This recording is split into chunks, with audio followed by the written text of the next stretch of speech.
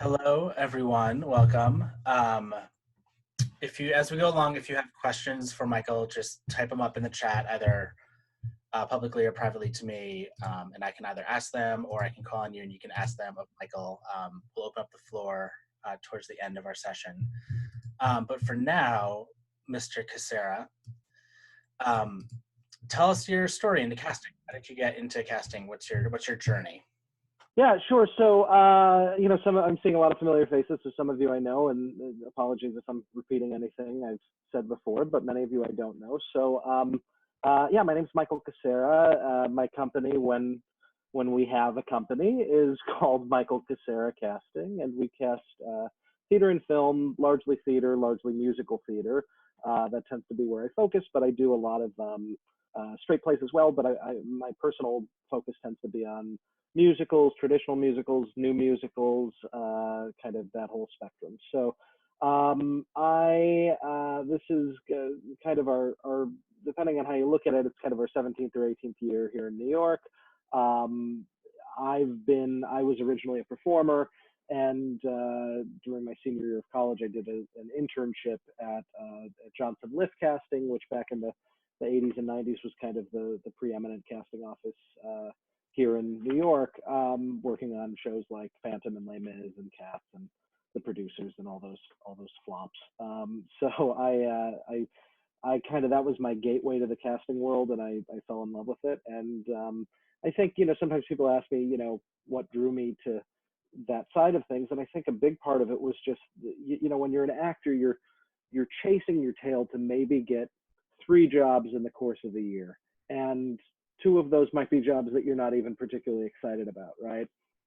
On my side of things, I get to work on 50 or 60 shows in the course of the year, and I'm always juggling, a million different projects. And I love that kind of multitasking approach, but I also love the ability to, once something is done, it's done. I get to move on to the next project. So in the course of those 50 projects, there might be 10 or so that I'm not as wild about, but it's nice for me to then get to move on to whatever's next. But on the flip side, the ones that I really love, I wish I could spend more time with. So that's a little bit of kind of what drew me to casting, just getting to work with a lot of different people on a lot of different things. That was a big part of it for me.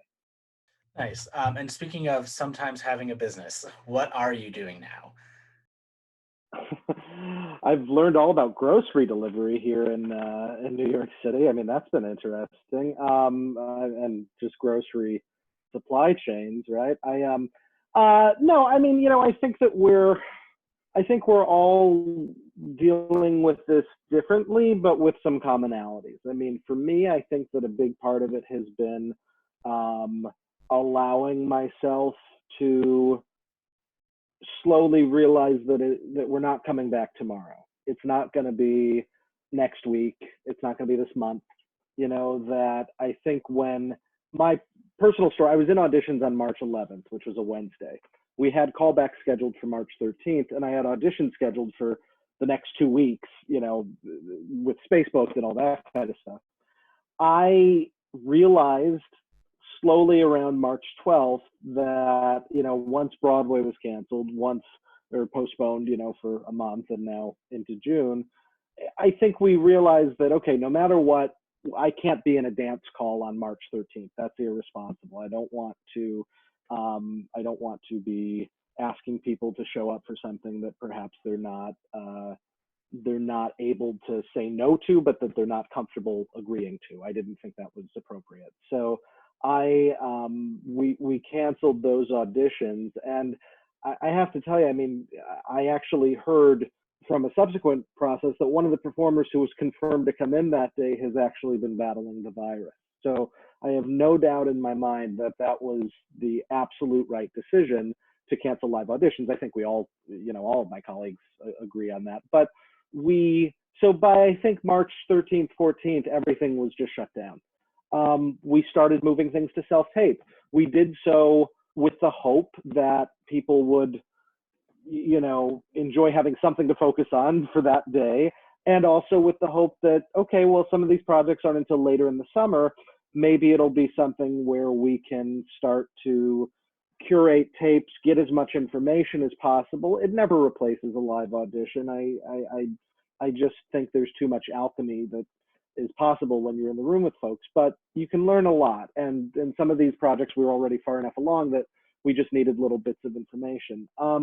Over the last month, because it really has been about a month, I've gone from being hopeful that summer seasons are going to still happen to being less hopeful. And I think that it's going to be case by case. I think that it's very likely that some summer theaters will find ways to produce. I think some of them need to for survival, and I would encourage them to continue doing so if it's safe to do so. Where I am right now is that most of my seasons, most of my theaters are in a holding pattern, and I'm speaking with the artistic directors and creative teams as frequently as I can. And in some cases, we've gone through and looked at all the tapes and kind of reached consensus on, if this goes, here's where we'd like to go.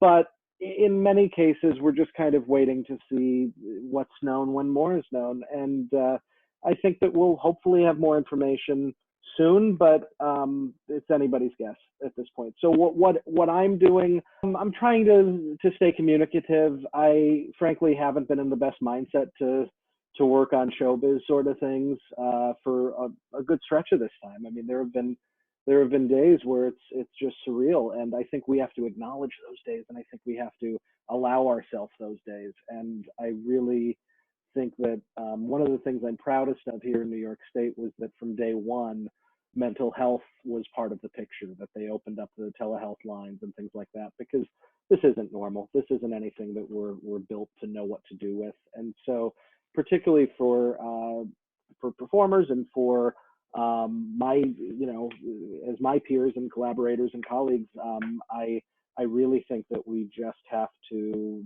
do what makes sense for each of us, knowing that some of you are battling it yourselves. Some of you have loved ones who are sick or worse. And, so I don't think that my approach is going to be one of being gung-ho. We need to get back to work right away. I think we need to get back to work when we're ready to get back to work, and that's going to be a little bit different for everybody. You self-tapes, you had a really good Facebook post about self-tapes, kind of dealing with them now in this current situation. Do you want to talk a little bit about the current state of self-tapes, and then we'll get into normal time self-tapes? Yeah, sure. I mean, I think the biggest, what I posted on Facebook was just that, this was early on, and I basically just said, look, I don't think any of the normal rules apply. So perhaps it's easiest to just kind of detail what those are. I mean, first, it's always better if you have a reader live with you. In peacetime, it's always better to have somebody in the room reading with you. It's better for the sound. It's just weird to hear someone coming out of a phone and all the things. It makes it harder to watch. That rule doesn't apply right now. If you're not cohabitating with someone, or have someone nearby who can, who you're already quarantined with, then don't even think about it. Get someone on, hopefully the best audio connection you can muster, but that it's not something that any of us should be caring about right now. The other, thing that we saw early on, and now it's not even relevant, I don't think, because all the studios have closed, Pearl and Ripley Greer and Open Jar. Well, Open Jar's become like a war munitions factory. It's amazing. They're doing at Open Jar Studios, Jeff Whiting's company. They're doing Broadway wardrobe with, they're making protective gear and PPE and all that stuff. They kind of mobilized it overnight. So amazing efforts on their behalf. But all of that is to say, this is not the time to go somewhere. I realize that many of you probably live in very small, cluttered spaces, just like I do. My bed is 2 feet that way. My kitchen's 2 feet that way. My bathroom's 2 feet that way. And, I get it. I'm never here. I'm never home. I would never think about Zooming from home in regular times. I always do it from the office, but I brought my monitor, my webcam, and all my things because these are not normal times. But yeah, so the normal rules, typically, yeah, it would be nice if you had if not a studio space, a nice neutral wall or a nice space to go to that is good. Right now, you just have to make do with what you have. And I encourage you to you're going to keep refining that as time goes on. So I'm not in any rush to see anyone back at Pearl or Ripley or anything like that at the moment. So we can talk more about what I would typically expect, but generally speaking, it's more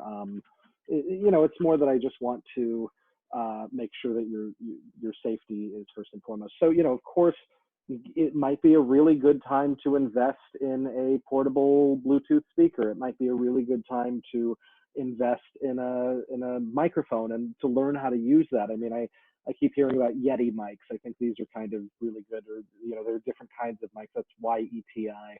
But I'm not an expert. So I mean, ask your friends, crowdsource that information to find out what the best setup is. Obviously, a ring light is invaluable.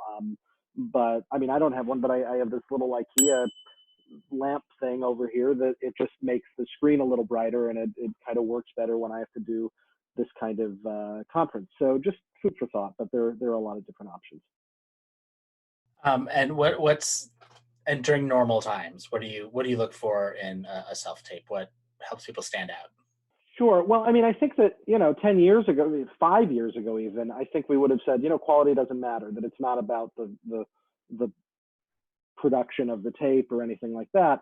That's gone away. I think quality does matter. I think that one of the reasons is that we're all getting such high quality self tapes. I mean, they look like they were shot, on the back lot at a movie studio, right? And with that in mind, we can it's impossible to see that and then see something else that is a very low video audio quality and compare them equally, right? So I think that quality does matter. Now, I do think it's possible for a self tape to be too produced, right? I think sometimes when it looks so pristine and flawless, it takes out the element of spontaneity, the element of an audition. It's the same principle some of you have probably heard in different classes over time, that if you're going to a callback, you should be off book, but you should hold the sides anyway, so that it shows that you're in process, that you're bendable, that you can go in whatever direction the director is hoping to go. I agree with that, and I think that's one of the reasons why you want a self-tape to be kind of business casual. You want it to look good and sound good. You want all the elements in place. But when it's too slick and it feels like, it could be on broadcast television right away, that also doesn't necessarily work, at least for me as someone who casts theater. Now, casting theater, I will say that I always prefer to see a little bit more of someone's full body, like more of a 3/4 shot than a closely cropped like film or TV audition, right? For film and TV, it's all about those very close things, and so it makes sense that things would be kind of at this distance or closer.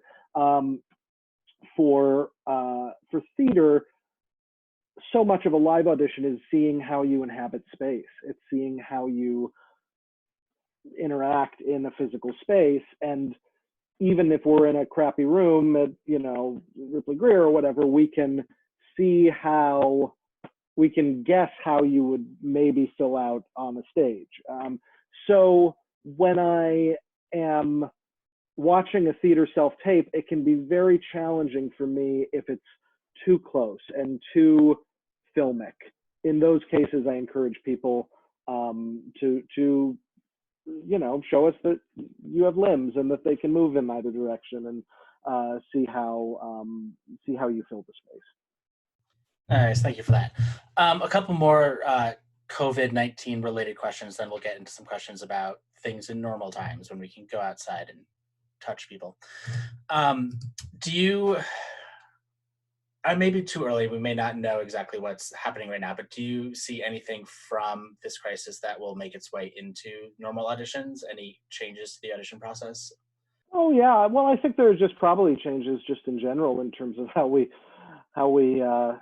show each other gratitude and show each other kindness. I mean, I think those are probably hopefully good changes just in the universe. I mean, the pictures from Los Angeles are staggering. I don't know if you've seen these pictures that people are posting of just what LA looks like without smog, without that coverage. So just environmentally, I mean, it shows us that maybe we should be taking a step back and prioritizing things. But off my soapbox, but there is, I think that I have plenty of artistic directors who never wanted anything to do with Zoom or videos or EcoCast or any of the video services. They've changed their tune to some extent. I think that what we've known all along is that video is a very powerful tool, at least for an initial step, at least for an initial stage. So the thing that I've wrestled with long before this is how much is too much. So for example, I struggle in any kind of theatrical casting context. I struggle because I'm always looking to see as many people as I can. I'm always looking to create as many opportunities as I can. But realistically, I can probably only see, I mean, in person, I can maybe, if I'm pre-screening or not, I mean, I'm not going to see more than 50 people for a role in person, including pre-screens. I might see 10, unless it's a very specific thing and we feel like, you know, we need to do a major international search. I mean, we've done that and we can do that. But generally speaking, most roles that I cast, I can bring in 10 actors from New York City or beyond and find the perfect person. So what this brings up a little bit is it brings up the numbers game, because I can press 2 buttons and put out a breakdown and request that everyone sends a video.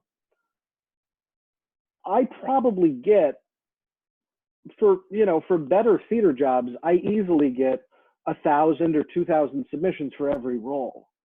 So I find it irresponsible for me to just request videos of 1,000 people. I'm not going to have time to watch that. My staff won't have time to watch that. It's just irresponsible. So so my function in all this as a casting director is still to use my best judgment to figure out who the people are that we should see. But when it is video, I could very easily make that 100 tapes and find the time. And I might find that, you know, I'm discovering people that I haven't discovered before. You know, I'm encountering people that I haven't been able to see before. So we want to keep that balance of seeing the work and honoring the work while still having having a sense of reality. I mean, I think of it in terms of EPAs. For those of you who are equity members or go to EPAs, I'm about to release, you know, for Oslo Rep, we're about to release their season kind of EPA notice with equity's blessing, which we're finalizing exactly how to do in terms of how things are going to be put into motion. And one of the challenges I have is that if I'm confined to, it's Tuesday and Wednesday at the Equity Audition Center, and that members, you know, kind of show up at, you know, when it makes sense. In those cases, you know, there's a pecking order. You get an online slot. You know, I think 2 out of 6 get the online slot, and then 4 out of 6 are in-person appointments. So they've realized over many years of doing this that you can only see 150 or 200 people in a day at an EPA pace. For a non-union open call, we can easily do 300, but I mean, that's going really quickly, you know, and in my craziest days, I've seen 400 people, you know, but that's nothing that I think benefits anybody. So, you know, so when it's all said and done, I want to make sure that I'm seeing the amount of people that I can budget the time to breathe in. So for an EPA, for a regional theater season, a LORT season where it's, you know, 3 days are required, that's 600 people. I mean, I can't see more than 600 people for that. That's about 600 people. That's a lot of people. And again, probably more than enough people to be able to have options for the roles we need to have options to. But if I'm putting out an EPA notice where it's just any equity member who's interested, please submit via this link, all of a sudden you've taken away geographic barriers, you've taken away all of the things that stop someone from being seen at that EPA, and I might have 8,000 tapes to go through. I mean, there are 50,000 equity members in the United States, or members of Actors Equity, US Actors Equity. That's a staggering amount of people, and even if 10% submitted, that's 5,000 people. So I want to make sure that people aren't doing work that isn't being seen, that isn't being fairly considered. And so I think to that end, our existing EPA procedures have worked for better or worse. I think we could both fight on both sides of that argument. There are things that work less well, things that work better, but they serve a purpose and they fulfill that purpose. So so all of this is me saying that these are the things we're wrestling with. I think if you are members of the union, I think there's no better time than now to get involved, and equity is run by its members. So I think that there are certain things that I think we could have more communication between the union and the casting community in terms of, well, this works for this reason, this works for this reason, this is what we're fighting for, this is what we're fighting for, and try to come to terms instead of just dictating rule books to each other that that often are lacking the input of both actors and the casting professionals who are the ones most heavily using those sections of those rule books. So I've been it's just this horrible thing where I can just babble for a really long time and without interjection, but I can't quite remember your question, Aaron, but I think that was, oh, what are things gonna be like? Yeah, what might change? Yeah. I think that's a big part of it. I mean, I think that a lot of it remains to be seen, but I do think that, many of us are just kind of thinking of how lucky we are to make a living in this field, or even sometimes make a living in this field, and that live performance is being hit hard, and we're not even close to being out of the woods. But the thrill of being with a live audience that have paid money to see us create is one that I think if any of us ever took for granted, and I know I have and others have as well, I think that we'll be less inclined to do so having lived through this. So those are my thoughts. Yeah.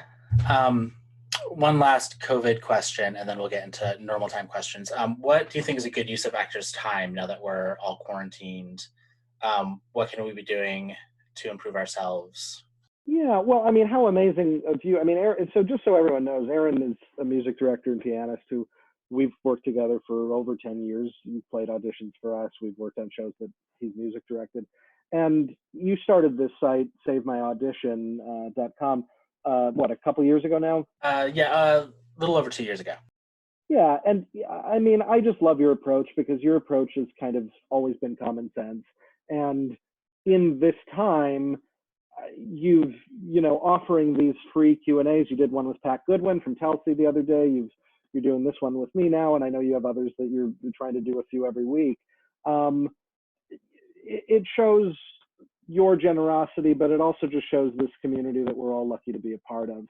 So in the case of all of you here, I think it's great that you're spending your time watching this if it's of interest, and finding other things that are of interest if not. I mean, I think that there's so much content. Every artist I know, so many of them are creating things, and I mean, I go on Instagram and it's like that top little thing with the live, it's just everything's live now. There's like 900 live, and I click on them and it's like being taken in a portal. Like there's, Danny Gardner's teaching a tap class. I mean, what an opportunity if you're a tapper. Or, there's somebody doing a folk concert. Or, I mean, I've been watching, I'm a huge Harry Chapin fan, and Harry's brother Tom and the Chapin family, they've been doing live morning concerts. So I get a little notification on Facebook, and all of a sudden I'm in Tom Chapin's living room. And I was watching this amazing thing on Broadway World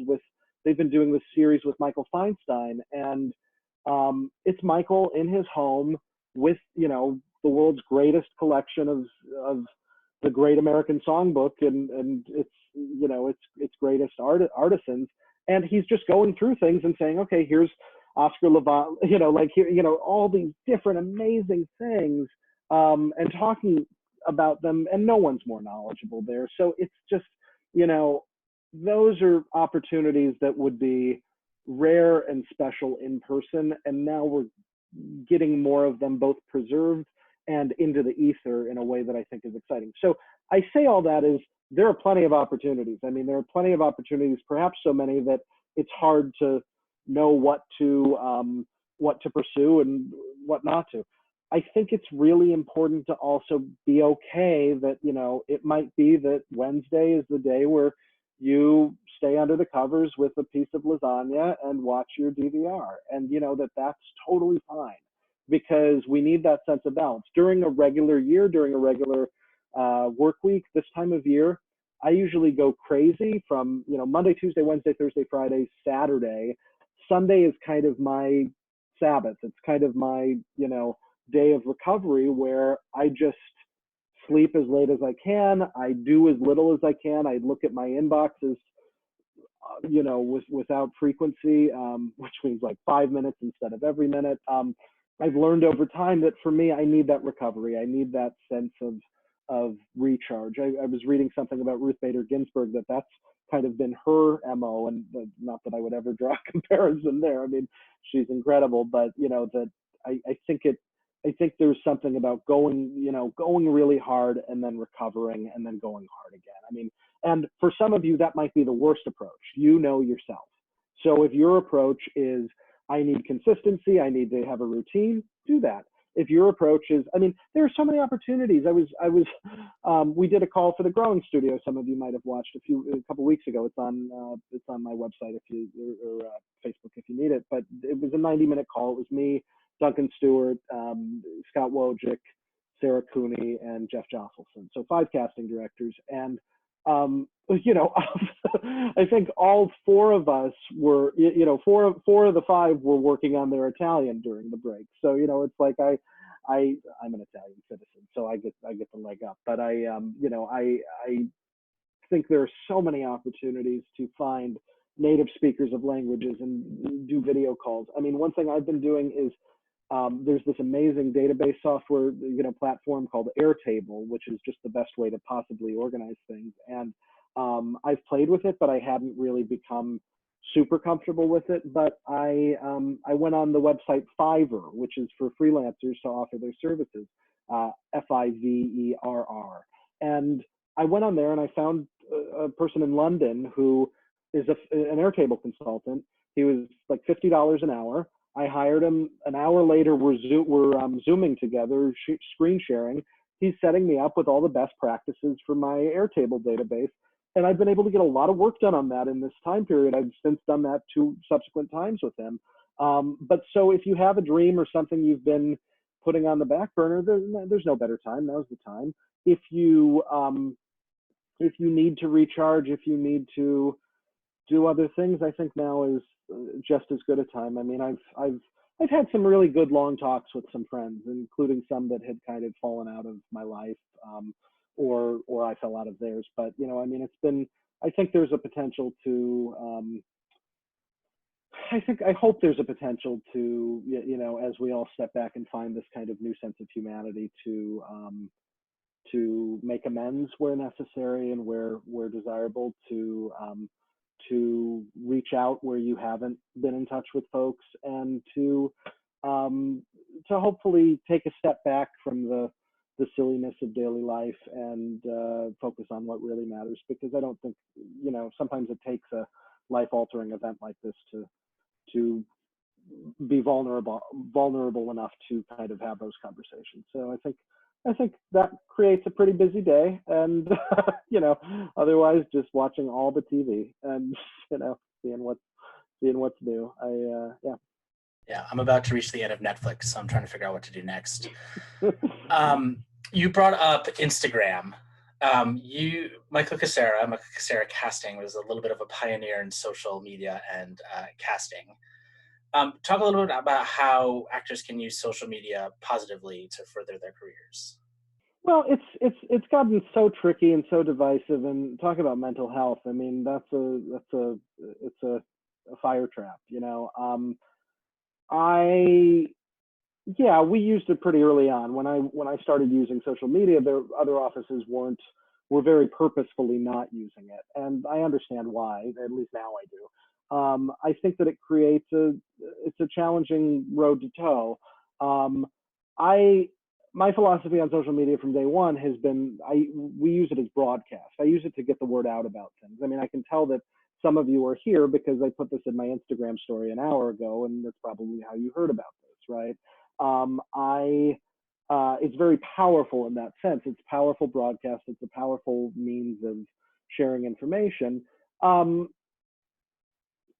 I think it's totally valid for someone to have no interest whatsoever in social media. I think that that's, again, a personal preference. I think it's also valid to go dark. I mean, I know so many people who just need to shut it off for 3 months. And I get that, because it's the same for us. I don't necessarily want to see what my competitors are achieving. I don't necessarily want to celebrate them all the time when I'm struggling, right? I mean, there you have it. I want to be able to celebrate them genuinely and only genuinely. So I think that it offers great opportunities. I mean, for me, we use it we use it to get the word out about things, and I personally use it to keep tabs on things that matter to me. So if I see someone's work and I'm getting to know them and I want to remember them, it's really easy to follow someone or to follow their page, and if they've set it up in that manner. If something's like totally locked down, I don't want to be the guy, trying to, get in. I think that I think we broadcast how we want to be contacted. So if it's for you and your friends, then that's totally understandable. But a lot of performers, particularly now, are developing larger networks and communities by sharing their work and making it more accessible. And if I see something that inspires me, I love nothing more than to be able to then share that work en masse. So social media has never been kind of like the backdoor approach. It's like, as much as my office gives a lot of ways for people to submit on projects. You can go to the EPA or the ECC. You can submit when we put it on Breakdown Services or Actors Access. There are a lot of different ways to send us your materials, and we have an open submission policy. I mean, if you go to my website and the contact page, there's a form that comes directly to me. There's a email link that goes also directly to me, but to everyone for whatever we're working on. And we review that and we look at that stuff. And I'm not always going to be able to do something about it, but we do kind of take it all into consideration. So we're always happy to hear from folks. It's rare that we would have anything that we would try to not publicize. I mean, it happens, but it's rare. We want to make sure that we're casting the widest net. So in terms of where it is today, I think most of my colleagues in their offices have presences now, and they're using it to varying effects. I mean, we get analytics sometimes from Facebook. I still have more Facebook likes than Telsey, which, considering the fact that they have 28 times the staff people, I'm proud of that, but only by a few thousand. So, but they, again, they didn't even have a page until much later on. So I think that every office is learning how to use things in their time and on their timeline. So we'll continue to use it to publicize things, events like this, but also auditions and opportunities. And I mean, I think then it just comes down to personal preference in terms of how you're using it to share your own unique gifts. And in some cases, if you find, boy, this thing gives me nothing but anxiety, deactivate it. It's probably a good time to just get rid of it, and don't let that be another roadblock. And also don't read in. I mean, it's overwhelming to me. So I look at things and I lose track of things, and then the algorithm is like pushing people. So it's like I always tell people I never want it to be anything resembling a popularity contest. For me, that's the greatest anxiety. I don't want it to seem like, oh, he doesn't follow me, or he doesn't, I mean, like, I look at Facebook, and, Facebook has a friend limit, right? So when you hit 5,000 friends, you can't add anyone back. So I've been there for like 10 years. I mean, just because, and they're all people I know.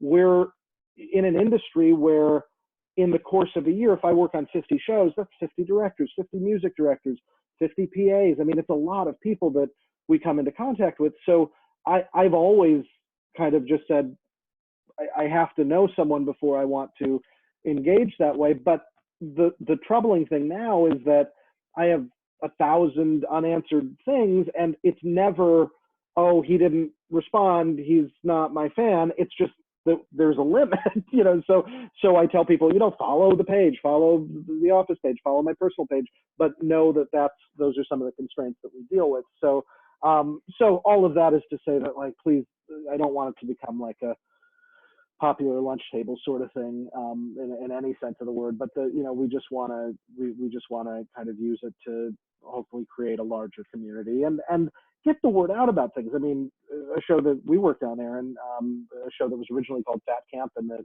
then became gigantic at the Vineyard Theater. I cast that show for 6 years.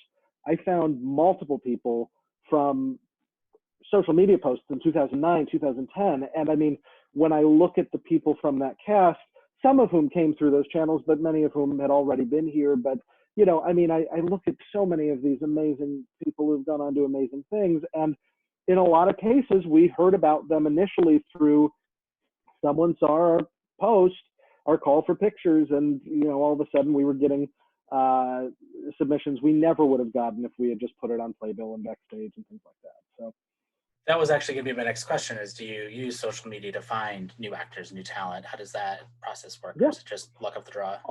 All the time. And, I also know a lot of directors and writers and people who say, who just, who need a favor or who want to pass someone's information along to me. And a lot of the time it's just kind of, you can send me someone's name, that's fine. But what's a lot more helpful is send me their YouTube channel with their videos or their monologues or their songs, or send me their weird ukulele, folk duo, or whatever people are doing.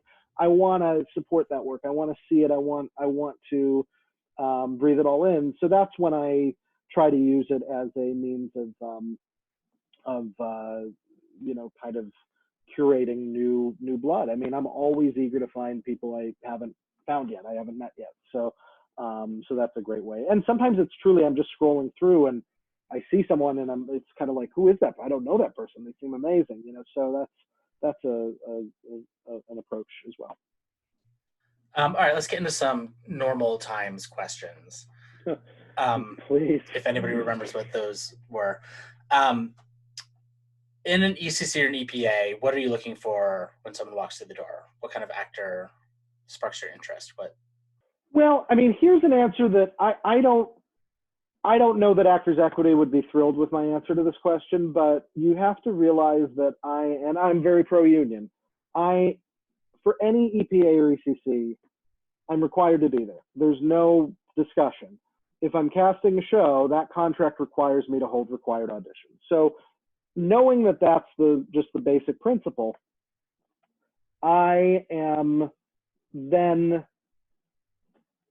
it is set up as a job interview. It is set up as, this job exists.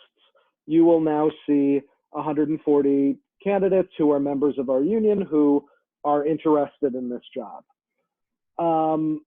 Of those, however many people that come to EPAs or come to that EPA, some of them are going to be less suited for the project at hand than others, but they may be going because they want an opportunity to be seen by me or someone in the creative team.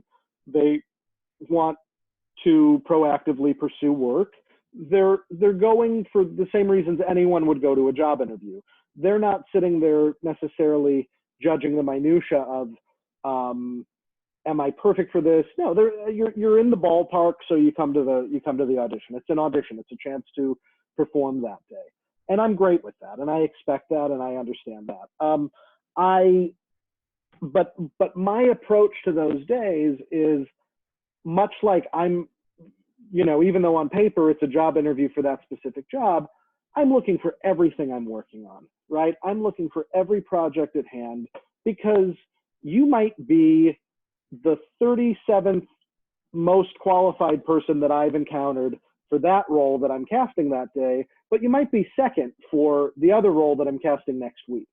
So I go to these as a chance to just take in the talent. So I sit there at every single one and I breathe in the people that come in and I try to get a better sense of them. And if it's someone that I know or that, we've encountered each other dozens of times, I'm trying to get a sense of, it's a good refresher and it's a good chance to breathe in their work for those minutes. So But I do look at things the way I kind of just intimated, that I'm really thinking, okay, in the grand scheme of things, when all is said and done, of all the people in the world, where do you fall on this spectrum? Are you in the top tier? Are you someone who's going to be completely competitive for this against the other options I know exist?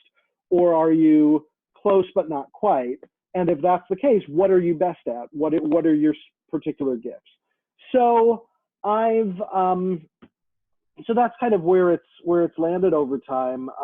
When I'm at an EPA, therefore, I'm not necessarily sitting there only looking for that one project, but it's delightful when I find someone who is right for that specific project, if that makes sense. So it's a long game. I'm always eager to know actors in the long term scheme of things, because it might be that the perfect project for us to collaborate on hasn't been written yet. But when it is, I want to know who that person is. I want to be able to share with my team, there's this performer who I think is just perfect for this. And so that's why we invest in these recurring interviews and meetings and job opportunities, really. So now, in terms of, from the actor standpoint, you might really want that job. You might say, no, that's my dream role. That's the perfect thing for me. And that's what I want to be seen for. And I think all you can do then is to pick smart material, to pick material that that shows me that you have a clear understanding of what it is you're applying for. And then you have to leave it to the universe. I mean, then it's going to be a combo platter of my personal taste, the creative team's personal taste, the information they've shared with me that we might not have shared to the general public. All of these things become factors. And sometimes it's as simple as, I really try to avoid auditions when I know something is cast or going to be cast. I mean, I don't believe in auditioning for sport, and I also don't want to waste anyone's time. But I think that it's fair to say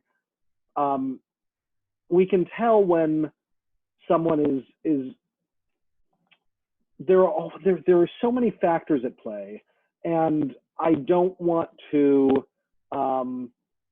we can tell when someone is defeated by an audition or an audition process, right? I want you to come in and do your best work and then leave it at the door, and not worry about the immediacy of it, not worry about the rent you need to pay next month. If you get this job, you'll be able to. I mean, I get the stakes. I get just the challenge of all of this. So I just encourage folks to, somebody has a rule, the subway rule, that you can mourn that audition or mourn how you sounded or how you felt by the time you leave the building till you walk to the subway. Once you're on the subway, if we ever go on the subway again, let it go. Just let it go. And I think that's a good one, because that allows you to do great work. Listen, I've had massive disappointments in my life, in my career, and only when I let them go and acknowledged kind of a powerlessness in those instances that was I able to kind of get through to the next goal or achievement. So things to think about. Taking a little step back into social media, someone asked a question. Does the amount of followers someone have ever influence the casting process? It can. It certainly can. I mean, in the same way that if a Broadway veteran with a Tony nomination is available for a regional theater job, that's going to do things for the theater on a publicity front, on a stature front, that someone with fewer credits will necessarily do. They might be equally talented, but I don't want to pretend as if kind of career achievement isn't part of the casting discussion. It is. So sometimes career achievement can be a number of followers. Now, I can't say, I mean, luckily for me, casting musical theater in New York, it doesn't come up all that much. But even within our community, there are people with, just civilians with 50,000 followers or whatever. Maybe they bought them. I don't know, but that I know you can buy Twitter followers, it's not something that we sit in the room at the end of the day saying, well, he has 87,000 and she has 82,000, so I think we need to hire him. It's never that. But it is something where with everything else, I mean, I used an analogy on a different program earlier, but that I was casting a movie a number of years ago, and we already had really good attachments, but we needed this like 17-year-old boy. And we had two options, and I hadn't laid eyes on either of them. I didn't know who they were, but one of them came in. They were both great. As we were sitting there in the recap, we were just doing some passive Googling, and it turned out the one had 3 million followers because he was on a Disney Channel show, you know? So all of a sudden we started thinking, oh man, that could do a lot for us. You know, that could do a lot for this project. That could get eyes on it that wouldn't have been on it otherwise. And now I've been on the flip side of that exact conversation where the kid who came in that barely had a Twitter account,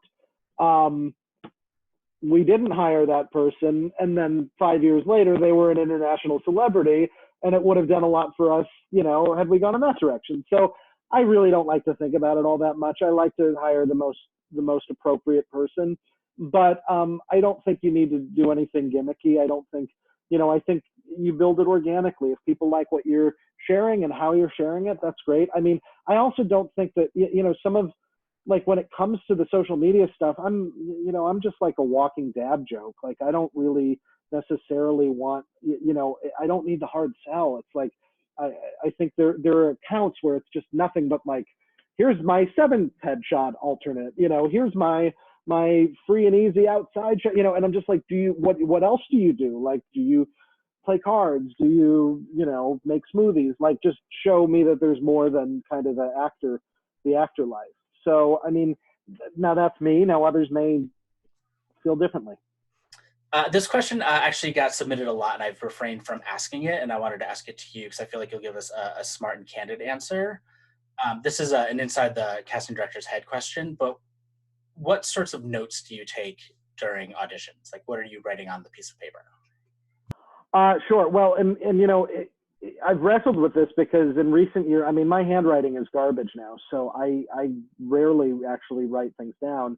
I mean, I'm looking at the screen. Many of you have been in auditions for us, and I pretty much always have a laptop open. I fought that for a long time.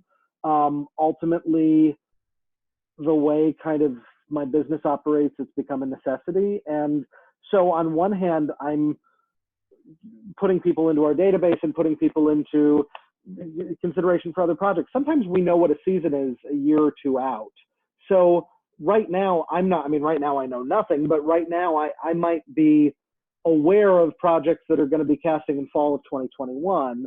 And I won't be, if I just wrote that down on a piece of paper, I'm probably not going to think to look at that piece of paper later on. But if I flag you in our database and say, hey, when you're casting our town in late 2021, here's a terrific Rebecca. You know, I mean, things like that are very valuable. And then all of a sudden someone's like, how did you think to call me in for this? It's my dream role. And I'm like, I take notes, you know, I know what I'm doing, you know. So I mean, so that's part of it. I think that my notes, I mean, I'll be really honest. I write my notes as if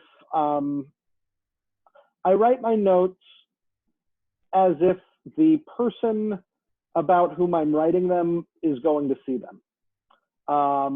I've come to that over the years, and I'm not, you know, maybe we'll all get hacked or, you know, have our offices broken into, but I mean, I believe that there should be some transparency in terms of how things are done. I have no interest in being mean. I have no interest in, you know, writing an essay. My notes tend to be pretty functional. So now that could include negative criticism. That could include if someone's, you know, pitchy or having trouble with intonation or singing wrong notes or singing wrong intervals. Like, that's valuable information for me to have. It doesn't mean it's now and forever. I write that knowing that I've seen people where I thought they were pitchy and in fact they just learned it wrong, or I thought that they, you know, didn't have great support, but they were battling allergies that day. I mean, there are a lot of different things at play. So it takes a lot for me to kind of discount someone for all time. That tends to be only based on rudeness, and it tends to be more based on what people do when they're actually on a contract and things like that. So yeah, no, typically I try to write notes that are going to serve a function, which for me is where might this go. Now, if I'm with a creative team, I'm sometimes notating their response so that they remember, so that I can say, oh no, you actually really like them. This is what you said, or this, or this was your response, or something that I want to remember in that moment, which is like, I want to be able to say, oh, they're not right for this, but wouldn't they be the perfect understudy and then play this ensemble track? Should we have them back for the dance call? Things like that. So now, the demands on our time have changed in recent years. I'm in auditions during normal times 4 or 5 days a week, and I have an expectation of responding immediately to everything. So I say with trepidation, it's possible that I'm responding to a crisis. It's possible that I'm dealing with something else, only and only if the full creative team is there and present. If they're not, I'm there to be present.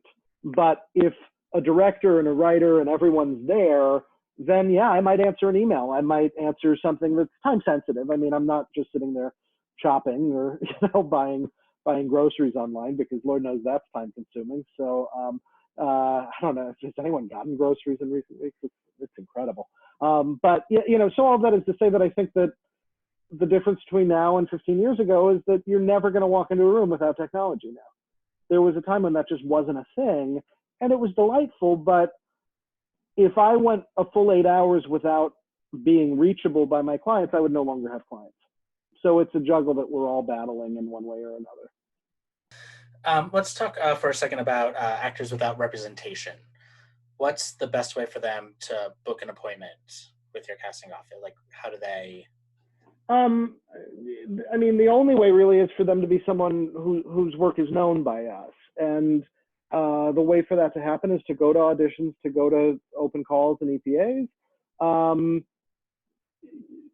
It's true that we meet people in class environments now and then as well. My focus in those is on the feedback that I'm giving and the teaching that I'm doing, but of course it's nice to work with people in that environment as well, even though it's not an audition per se. It's a different kind of thing. I think that if I put out a breakdown, let's say I was casting the Fantastics, and I put out a breakdown tomorrow, I would have 2,500 submissions for the girl, and I would have 1,800 submissions for the boy. I mean, I've done this long enough that I can pretty much tell you that that's what would happen. And I say that because they're both roles that are young and can go in a lot of directions and have a lot of people who, have those songs in their book, or know what they're doing. So if I put that out, I would look at every single picture. I would look at every single submission, but I'm still probably only bringing in 10, maybe 15 people for each role, tops.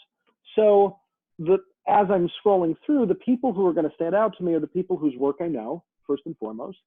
Occasionally I always encourage people. I mean, I use Actors Access and Breakdown Services kind of as the standard, because I think here in New York for theater, it is.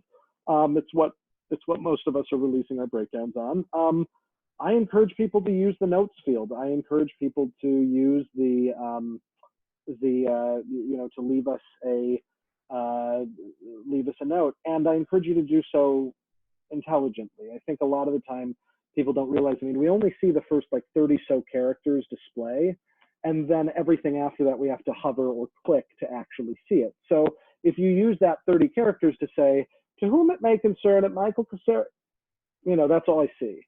That's a given. I don't need that. Now, if I'm casting once and you're, a great submission for that is you're submitting for the girl, 20 years piano, flawless Eastern European dialects. All of a sudden, I'm a lot more intrigued than I would be if it just said, to whom it Michael Cassara, to whom it may concern, right? So purposeful kind of tweet length narrative is helpful, I find, just in terms of differentiating you from the crowd at large. And particularly if I don't know you. I mean, it might be as simple as saying, hey, I just moved here from Atlanta. I haven't been seen by your office yet. Would love to submit. Would love to be seen. The next sentence should be, here's my website with all my videos so you can check out my work. That becomes something where I'm in it. I'm really into it. I'm enjoying it, Can you talk a little bit more about how an actor can build and maintain that relationship with their casting office? How much is too much to follow up on an audition? When's it appropriate to follow up on an audition? How do they stay in your radar? Yeah, I mean, I'm pretty compassionate, but I kind of follow the rule that, I kind of feel like the feedback is you get the job or you don't.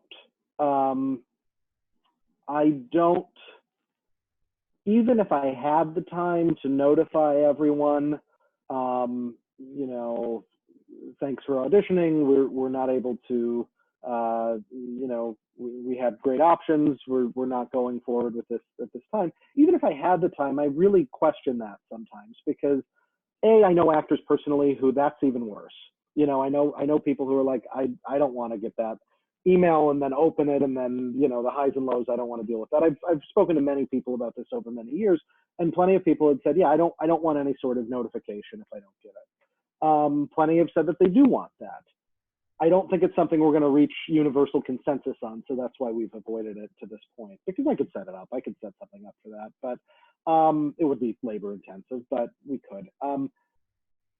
When I say that the feedback is getting the job, what I think a lot of people don't realize is that, there's this feeling of, oh, those auditions were a month ago. Why haven't they made decisions yet? Or, maybe we did and you didn't hear about it. Or maybe, there are a lot of variables at play, but sometimes we're waiting to see if the boy accepts before we hire the girl. Sometimes we're waiting to see if this happens before we do this. So it's not like the auditions are over. Now it's Tuesday. Now offers are out. Now the project's done, right? Sometimes we're waiting to see a lot of different things. And I don't ever want someone to start a contract feeling as if they were the third choice, but I can't tell you how many contracts people have started where they were the third choice. What matters is they were the ultimate choice and they did great with it. But the energy that would happen if someone went in thinking that and knowing that could tank a whole process. So, I know I get a little homeopathic on some of this stuff, but I try to think of it from all these angles. And personally, this has gone on a way different tangent than your actual question, but I think that kind of underlies that, when people have the urge to ask for feedback or things like that, I tend to be on the line of, the feedback is, I'm never going to say something negative that's going to linger in someone's head. And at the same point, I'm never going to want to say something just for the sake of saying something. So I think feedback's a very dangerous concept. I think if, I think the most honest feedback sometimes is, you're one of 7 people we saw in New York City for this role. We liked someone else more for this environment. But the fact that you're one of 7 people that, we're seeing is already testament to you and your work. And it's particularly testament to you and your work if we continue to call you in for things. And the minutia is hard to, quibble with. So in terms of, correspondence and following up, I mean, we're all on this weird Venn diagram where, any of us who work in the industry, there are peers and colleagues, and there are people with whom we're closer and people with whom we have personal relationships and everything in between. So for me, I'm probably a little less on the scene than I once was, in terms of I'm not really here to hang out as much as I was when I was 25. It's like I think that I don't go to as many openings or as many parties or as many things. I'm not necessarily up for that world which is where I think a lot of people, you meet people and you become friendly with folks. But I'm I'm grateful for the work relationships that I have with many people, and I depend upon the actors that we know to be audition readers and to do last minute table reads and to come in and do things. And so there, I mean, my inner work circle, those are the people I can text and kind of get a quick answer and, bring in for opportunities when they exist. And then there are other people that I don't have that, um, close relationship with, but I have cast 20 times over 16 years, and I know what they do and they know what I do, and we have a nice rapport that way. So how much is too much? It's use I think use common sense and use what makes sense to you. I'm always happy to hear from people. I always do my best to get back to people. But generally speaking, it becomes about the work, and I don't need to be someone's best friend to bring them in for an audition. I don't want to be. I don't want that to ever be the case. Great. How this question got asked a bunch. How do you book readers for your auditions? So I think there are two levels for me. I think there are plenty of offices where you send an email, they put you on a list, and then that happens. I'm pretty smothery about this. I believe in and others are as well, but I believe in having the perfect reader for that project. So that and I also believe in having the perfect accompanist for that project. I mean, we want to make sure that the people we're providing, the actors coming in, are the right people. So if I'm doing something with dialect or text, I want to make sure that I have someone who's an expert in that area. If I'm bringing, if I'm casting a play that with people coming in singing pop stuff from their book, that might not be the same person I book if it's a day of R&H. I think that we have to be attuned to, for the accompanist. So the first step in terms of being a reader is I really have to know someone. It's rare that someone can just write me and ask to be a reader and then become a reader. Once I've met someone once or twice and have a sense of that, the reason is that a lot is said in that room. I need to have trust. I need to know that that's a person that I can trust for nothing to leave. I've only had that confidence broken a few times in my life, but it's the worst. I don't ever want an actor to hear something that was said about them in a context that they weren't privy to the full context of. I think that's more damaging than anything I can think of. So I need to know that the reader isn't sitting there texting their friends what is said about them. I realize how these communities work, and so I need to just have a basic concept of who someone is, and that they kind of pass on an ethical scale. And then over time, it's honestly, to me, being a reader is kind of the highest praise I think a casting director can offer an actor, in that we trust your work enough that we want you to be the person that is sitting there. I've had bad readers where a director is sitting there saying, "Can you get somebody else by the afternoon?" And I'm like, not a lot. That hasn't happened recently, but it's just, we want to make sure that we're really servicing the full, the team's creative needs. So, I've also had readers, I can think of readers who were cast for big jobs by sitting there being the reader. Now, Broadway shows, off-Broadway shows, many experiences where someone, was the reader, and it was just like, oh my God, you're perfect. Can we just hire you? And that happens. It's never the reason you should do it. You should never go in with the hope of that, but it is something that kind of can be valuable to to a career on another level. Or if nothing else, you meet a director, you become friendly with them, and then their next project, they're thinking about you for that in a different light. You have more of a personal rapport. So things to think about. Yeah. If anybody has questions, shoot me a little thing in the chat, let me know, and I'll start calling out some people. Can you, new actors that have just moved to the city, what recommendations do you have for them to break into the business, to better themselves, to acclimate in normal times, to acclimate to life in normal New York City? times? It's like get a DeLorean right now.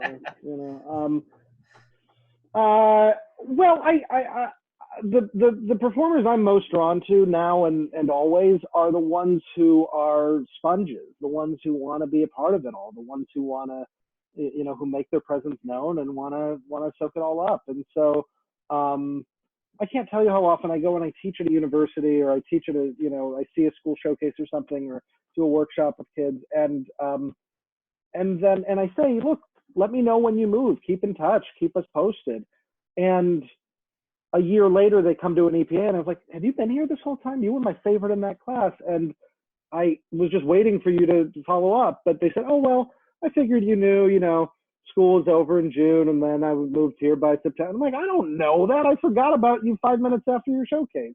But so I think sometimes it's about making yourselves known, even though it feels kind of grody. It's necessary. Our job is to receive that information, so it's valuable. In terms of things people can do when they get here, I think picking a lane is helpful. I think it's really helpful to kind of say, this is what I want to do. If that means you want to focus on straight plays at regional theaters, if that means you want to focus on Broadway musical, equity course calls for dancers, if that means you want to focus on getting a cruise ship or getting a tour, focusing on what you can, but then also deciding, who is your community? Who's the community that that makes the most sense to you, for you to be pursuing? Because that's gonna vary a lot. Figure out who those people are, who your heroes are, and find a way to know them. I mean, we all kind of operate in this 5-borough, really just 3 boroughs. It's like everybody's kind of in the same little, squish. With no offense to the Bronx and Staten Island. The day I moved to New York, I knew that the people that I wanted to work with more than anything in the world were, Stephen Sondheim and Hal Prince, and anyone remotely related to their body of work. It's almost 20 years later. I didn't get to work with either of them, and but at the same time, I'm ready. You can't exactly do it anymore, but I'm ready for those opportunities when they come, and I have worked with pretty much everyone they've worked with, right? So I think that knowing who your dream people are is helpful. I mean, it's really helpful to know who those folks are for you and be able to kind of hyper focus in that way. So if that means aspirationally following people on Twitter and Instagram, do it. I mean, you already probably do with Lin-Manuel and things like that, right? Figure out who the smaller players are that you might be able to start creating community with. I think that becomes a really valuable thing, and I think that over time you can start to achieve those dreams. I mean, but only if you have them in the first place. And and then it just goes to be culturally literate. This I can't stress enough.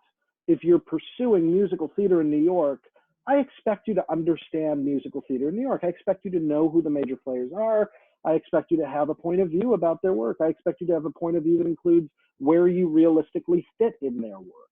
If you're pursuing straight plays in New York, with or without an MFA, I mean, if you don't have an MFA, it might be time to invest in one. If you do have one, what's the next chapter? Finding kind of what are the theaters that are producing the things I'm most excited about, and how can I show up? How can I be a part of those scenes? How can I get involved? What's the most useful thing?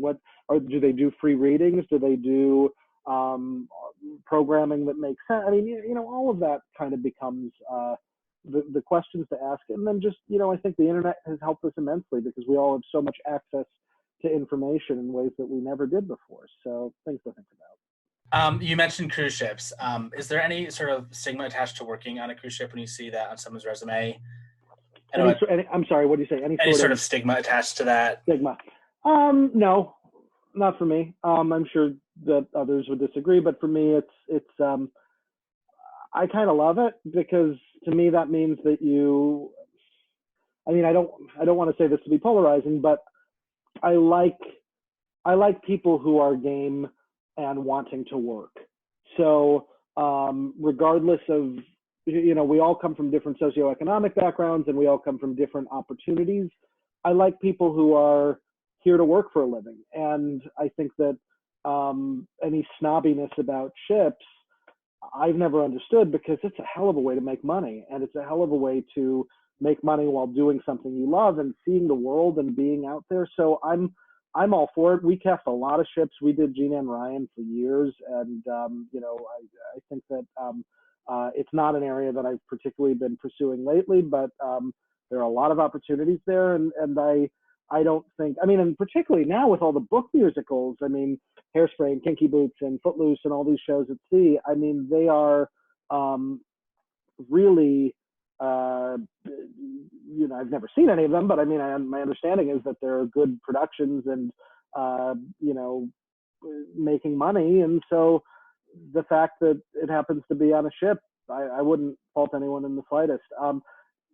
Do they go on a resume, a Broadway resume? Probably not. I mean, but maybe one or two representative things, but it's just not necessarily the same kind of thing. But I think that people can choose. Your resume should be representative of the experience you've had, and if you're 24 and have spent 2 years on a ship, then that's what it should show me. Nice, thank you. Catherine, would you like to unmute yourself and ask your question? Hi. Well, I have a question about legit singing.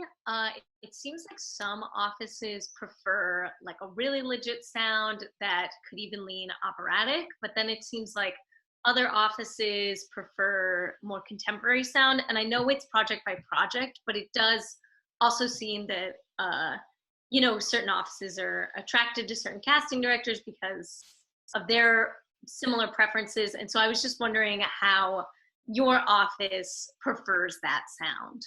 So when you say a more contemporary sound, you mean still on legit material, like yes. On traditional Broadway Golden Age kind of material? Yes. That's a great question. I would venture to say, I mean, I know this is being recorded for posterity. When it comes to traditional musical theater, I'll go head to head with anyone. I mean, that's home base for me, and I probably, I would venture to say that whatever I lack in experiences and credits and, is subjective, but that I probably listen to more traditional musical theater than any of my competitors, and I probably know a little bit more about it too.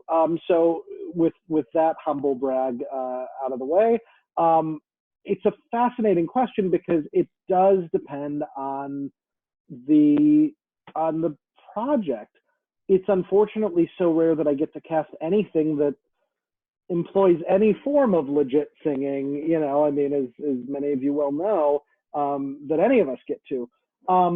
I do think that contemporary audiences have a bit more of a disposition that it's kind of, it's kind of like Audra splitting the difference, that it's this gorgeous kind of Juilliard trained classical sound with shimmer and relatability from a more contemporary musical theater audience standpoint. So I think that that's certainly the safer approach in terms of, it's rare for a theater company that I'm casting something where we're specifically looking for a very kind of operatic, technically, sound approach. There's a hope for warmth. There's a hope for being able to understand lyrics. There's a hope for connectivity. I think it depends, but that I would err on the side of a warmer, slightly more contemporary sound, but I wouldn't go too crazy with it. Great. Emily, you had a question kind of on the same topic. Do you want to unmute yourself and ask it? Yes, thank you. Hi, Michael. Hi, I'm looking for you. Where are you? I'm chatting. Oh, there you are, Emily Solo. Hello. Great. Hi. So I loved, was it Catherine? Yeah, I loved Catherine's question. It's a bit of a piggyback. So I feel like a lot of us have the technical capabilities to swing more legit or more contemporary. And so we're always trying to guess because it is so project oriented, like what does this director or casting office, like how far each direction do they want me to go? Would you, if someone sends you something or sings for you in the room and it's too legit or too contemporary, would you give them an opportunity to make an adjustment, or do you just assume that that's the only way that they do it? No, it's a great question, Emily. I absolutely, I jump in all the time. And I mean, I mean, certain offices do a lot of work sessions and a lot of pre-screens. I don't. I do when the project calls for it, but I see the value. I always am trying to find more time for the creative team to be in the room with everyone. So if it's going in the wrong direction, or if it feels like this person has capabilities they're not showing, I'll just stop things and we'll ask, I know she has this, let's try it this way, right? I think the best way that you can be informed about that, I wouldn't give a lot of authority to a casting office. I think that, casting offices, we are there to serve a creative team's vision. So even if, in my case, that meant, it was Daniel Fisher's vision, my first and foremost job would be to serve that and figure out what that means while keeping things to a standard of quality that I've, come to look for in the artists that I bring in. So I'm hesitant to tell anyone to try to pitch something for a specific casting office, because that should vary based on the project. Now, it becomes fairly easy to start to know what we respond to if you're coming in for the EPA and it's me at the table. Those are not well kept secrets in terms of which casting office, which casting director responds best to this kind of material and things, along those lines. So that information you can start to clock for yourself over time and with your peers. In terms of how to figure out a director's style, look at their past work. If you didn't get to see something they did, go on YouTube, go on, find interviews, find things. I think the only people who like to talk more than casting directors in this context are directors. So when you find, their Q&As and interviews, ask them, find ways in to get a sense of what they do. And I think it can be very telling. So I wouldn't pitch it to the casting office as much as to what you know about the project and knowing that, and it's totally valid to say, do you want this more, right as you're about to start, do you want it more like, big arch legit, or do you want it more kind of conversational? And I mean, that's a valid question. It's similar to the question of if you're auditioning for a rock musical, is this more Spring Awakening with the microphones and the staring, or is this more, kind of music video land, we're watching something happen and, or is this more, it's a play where we just happen to be singing? Like all of those have existed in, in recent seasons. It's a valid question to ask when the appropriate time comes. Awesome. Thank you. Yeah. All right, let's do 2 more questions, Michael, if that's okay. Sure. Chrissy, did you want to unmute yourself and ask your question? Hi, Chrissy. You're in a fairyland there, I see. Yes, I am. I like to put myself in these places. Anyway, I wrote this down so I don't stammer. Okay, here we go. I've heard casting directors say, don't put anything but your best work on the internet because you want to represent yourself in the best way possible, which makes sense to me. But sometimes I hesitate to share videos because I see things in my performance that I'm dissatisfied with. I often don't know if I'm being too perfection oriented or maybe it's just not the best idea to share. Do you have advice on how to self-judge whether or not to put the less than perfect material out there? Yeah, it's a great question, and I think a very real and probably very applicable question for anybody. I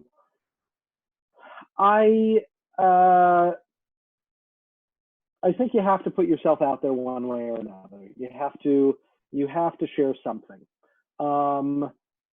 There are plenty of people who put a lot of things out on their websites where I'm just like, why would you publish this? Like it just doesn't, what it tells me is that you're not the greatest critic of your own work and abilities, but it's like you want to straddle that line, right? I don't want anyone to hear myself in their head saying, "Oh, I don't." I think that you have to kind of, so maybe it's having your friends and your loved ones, and your enemies, and the people who, more objectively, it's, maybe it's having them weigh in, and I mean, it's the way that we do with headshots. Whenever any actor has new headshots, all of a sudden I have a Dropbox link to, can you tell me your 5 favorite? And I look at them and I say, well, I like that one. I like that one.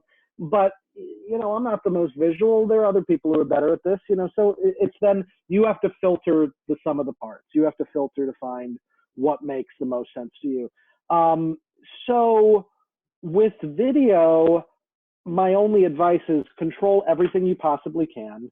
I mean, we're getting to an age, some of you here are young enough that I Google your name and what comes up is like some creepy video of you doing a middle school concert because YouTube existed then. Thank God it didn't exist when I was in college and doing, making weird videos and, I mean, I can't even imagine, but, for those of you who've grown up with it, I mean, YouTube started in 2005, so many of you, it's most of your lifetimes. Aaron, I know it's most of your lifetime, so, you have to filter it somewhere, but putting content up is better than not. It's like, you might go to an audition and think you did terribly, but you got a call back anyway, and that's all that matters, because what's a 7 to you might be a 9 to us in terms of what we need, right? So don't not go to that audition because you have a sore throat. Go to that audition and do the best you can. But when you go to that audition, don't sing the biggest vocally dependent pyrotechnic thing you have. Do the thing that makes sense with where you are that day. So control as much as you can. If there are things online that you don't love, try to negotiate to get rid of them. I mean, talk to the people who have them, or to at least have your name stripped from them. I think that's certainly within your rights. And do it now, because, I've known people who've been like, the guy who put that up on YouTube was my theater teacher, and then he died and no one had the password, and now it's just there forever. I mean, and as weird as that is, like, you want to be in control of your destiny. So stuff to think about. And yeah, but having footage is better than not having footage. Having content is better than not having content. So, and would you say, like, maybe like sharing with your friends and maybe like a coach or two to be like, hey, do you think this is like the best? Yeah, totally, because they know you best, and that it's also okay to have public footage and footage upon request. You might, like, dance reels are so weird to watch, right? But you might, like, I know people who are like, look, I have footage of myself playing the trombone. I have footage of myself dancing. I don't want it to live on YouTube, but it's there. I'll send you an unlisted link as needed, right? So something like that, because I have emailed people where I've said, hey, do you happen to have any footage of yourself doing this thing? And 2 minutes later, I get a Dropbox link to what I need. So I think it's important to just curate all of those digital assets. And it's something you can be doing right now, and it's probably better than you feel. Whatever it is, I mean, look, this video, there are about 14 things I would love Aaron Jodwin to edit out that I've said, or that I've touched my nose or whatever. I mean, all those things. But I'd still rather create this than not create it. We can edit whatever you want out of it. It'll Michael. be 3 minutes long. It'll be great. That's more than enough. The last question is, do you have advice for anybody that's interested in a career in casting? Yeah, I tend to feel that I'm discouraging more than encouraging when people are curious about that. I think it's a very hard, it's a hard profession. It's a hard life. It's a complicated life. It's one that I often equate to if someone wants to convert to Judaism. Traditionally a rabbi would turn them away 3 times because they want to make sure that the the impulse is not just a passing fancy, that it's actually something they want. So I wouldn't encourage anyone to pursue a career in casting until they've actually worked in casting, either through an internship or some sort of apprenticeship or whatever opportunity emerges. And opportunities in casting are few and far between. It's the only thing I would say that I think is more competitive than being an actor in some ways. I mean, if I have an assistant job, I have hundreds of resumes, including many from actors seeking to transition, things like that. So, so you'll know if it keeps recurring and it keeps becoming a thing that you want to pursue. I mean, the downsides of a life in casting are that it's 24/7, except for right now. I mean, it's a fully committed, nothing, you know, we don't go in at 10 and leave at 6. It is a full-time lifestyle where if I'm not in auditions, I'm seeing showcases, I'm seeing shows, I'm having meetings, I'm trying to get work, I'm doing all the things we do. So there's that. The perk is that I get to watch people create art all day. I get to watch people perform. I get to be a part of that. I get to meet people when they're 22 and right out of school and watch them turn into megastars and help in my own little way along the way and kind of, you know, engage in all of these long-term relationships and, you know, parts of the community. So that's all very rewarding. And we do the best we can. We make mistakes. We make, you know, we make wrong turns along the way.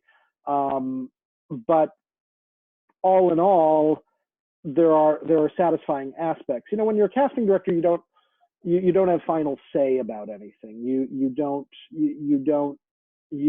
curate. You're the gatekeeper. You curate things to a point, but then they fall off. So so I think that can be complicated too. When I'm working with a brilliant creative team, nothing's better than those days. When I'm working with idiots, that's not as much fun, you know? So, and I don't really get to initiate work the same way a producer initiates work, or the same way a writer decides who they want to collaborate with, things like that. So food for thought.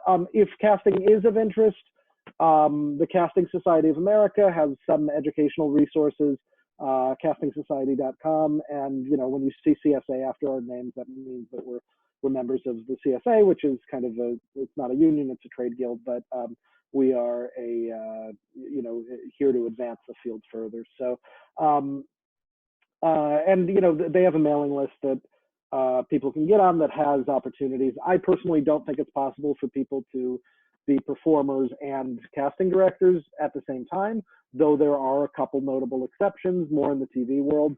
I also don't think it's necessarily possible for someone to be a cast or an agent and a performer at the same time. I think that's very complicated and not something I would pursue. But I'm not here to stop anyone from pursuing things. I think that, you know, when you're a performer, you have to, or I'm sorry, not an agent, but an agent and a performer at the same time. You know, so I think that, you know, you have to decide what makes sense for you. And I know, you know, we have more multi-hyphenates now than we ever have before. So, so it's something to think about. But yeah, I encourage you to pursue what makes sense. But I think the best way to do it is to start reaching out to who you know and make your hopes known. And you never know. I mean, there are times where I just need someone to help me for 2 days or 4 days or, you know, here and there. And that can be, you know, I'm often trying to think of who's expressed interest. So. Awesome. Thank you, Michael, for your time today. Yeah. This is lovely. Thank you all for being here. And Aaron, thanks again for, you know, all the stuff you're doing, and that you're doing all that with a 5-year-old and a family is, you know, pretty special, I think. So. Thank you. Thanks everyone for coming out. Next week on Tuesday, we have Ian Eisendrath, who's the music supervisor from Come From Away and Diana. He's great. If you've never talked with him, he's great. Super smart, yeah. And then on Thursday is Scott Wojcik from Wojcik Say Casting. Absolutely. And then there will be more. So I hope to see you all again. Thank you so much. Have a good day, everybody. Thanks, everyone.